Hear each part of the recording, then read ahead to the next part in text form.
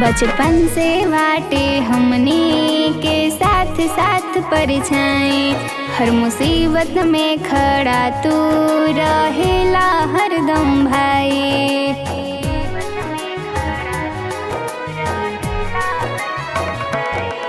बचपन से बाटे हमनी के साथ साथ परछाई, हर मुसीबत में खड़ा तू रहेला हरदम भाई।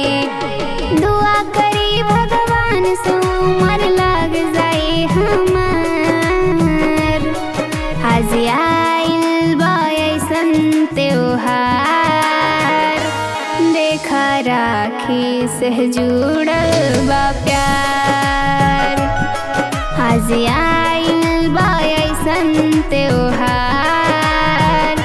भाई बहिना के देता उपहार।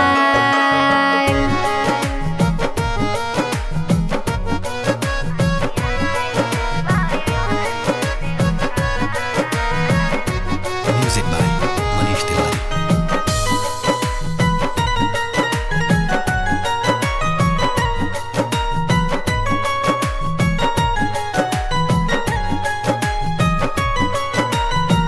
तहरा से कुछ हूँ न मांगी ले ज्यादा, साथ नहीं छोड़बई करह तू वादा।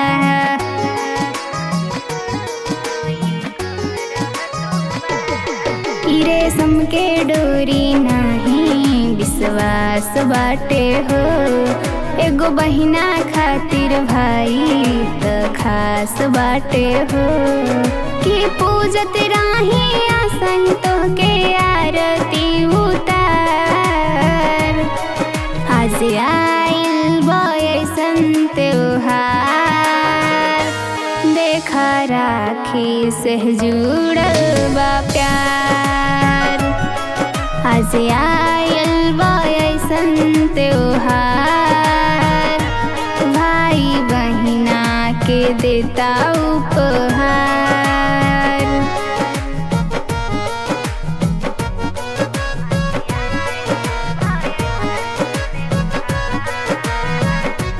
Music by Manish Tiwari.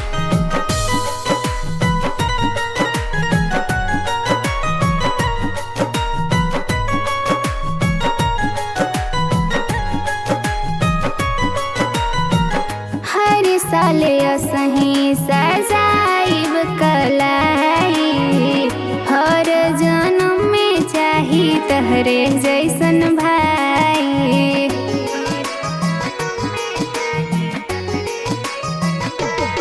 कि हमर जीवन के तू मिलल कोहिनूर बाड़ा हो, कि अपन बहिना के अखिया के तू नूर बाड़ा हो। सानी पीरिन से आसाही खुशहाल रहे परिवार, आज आइल बा अइसन त्योहार। देखा राखी से जुड़ल बा प्यार, आज आइल बा अइसन त्योहार। भाई बहिना के देता उपहार।